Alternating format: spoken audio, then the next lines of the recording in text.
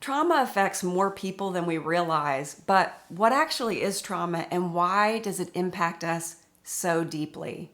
There are three types of trauma, which include acute, a single isolated event that is like a car accident, or chronic, repeated and prolonged exposure to distressing experiences. And then complex, multiple and varied traumatic events, typically by somebody that we know, like child abuse or domestic violence. And trauma involves experiences that terrify us, making us fearful for ourselves and our safety or somebody else's. Trauma isn't limited either to firsthand experience. It can be witnessed.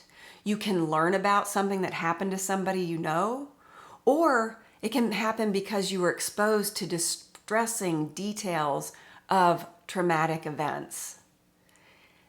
The foundational symptoms of PTSD, they're going to last for 30 days or longer after the traumatic event and make life very distressing. They include re-experiencing of the trauma through things like nightmares, flashbacks, even triggers, avoidance of reminders of that traumatic event, either people, places, or even thoughts. And then negative impacts to how you think and how you feel, as well as hyperarousal and reactivity. If you're curious about complex PTSD and what that looks like, you can watch my video called 15 Signs of Complex PTSD. That should kind of help you get a sense of the additional symptoms that go along with that. The brain and body adapt too to being in this constant state of threat, and it makes a person much more likely to start to dissociate, and it impacts the brain in ways that we're increasingly seeing on functional MRIs.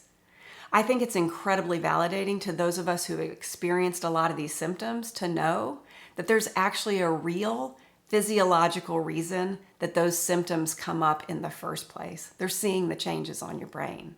And then to adapt to that constant state of reactivity and hyperarousal, people start developing adaptive coping strategies that kind of help them deal with all of that. Things like substance use and overthinking, obsessive compulsive disorder type behavior, like coming up with rules. If I do these things in this order or this many times, then I'll be safe or someone else will be safe.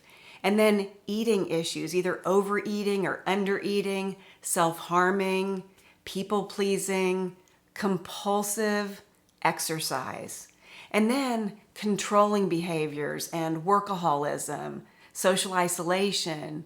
You might have risk-taking behaviors or sleep disruption, oversleeping or undersleeping. And then all that hyperarousal, it causes immune system dysfunction, which can lead to inflammation in the body, issues with your gut, as well as other chronic conditions like autoimmune disease. So if you're curious about how do I manage all of these symptoms, calm down my nervous system, and lessen the impacts, there are actually things that you can do both from a self-practice standpoint as well as from a therapeutic intervention standpoint. So for self-practice, look at my video, Complex PTSD, Rewire the Brain. And for therapeutic interventions, look at Complex PTSD, Does It Ever Go Away?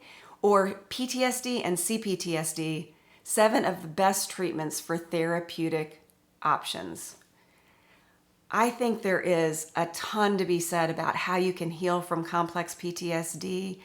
So if you have any questions or comments, feel free to put them in this YouTube video, or you can send me an email through my website at www.resolvetorise.com.